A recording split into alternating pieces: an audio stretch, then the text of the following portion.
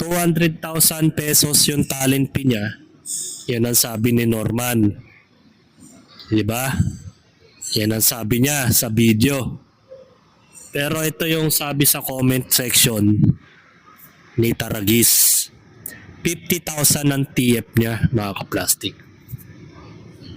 Kaya maraming natawa na netizens.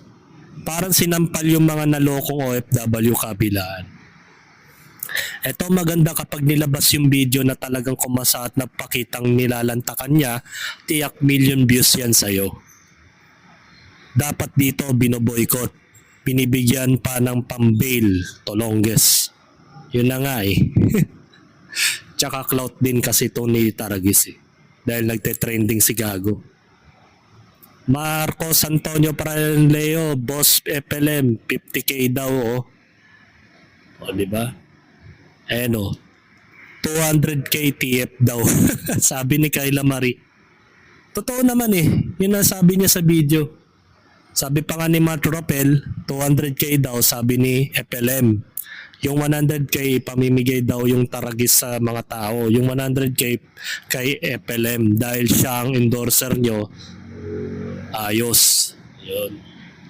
200k nga daw TF niya, kaso lahat ng taong nakakasama niyan minamalas.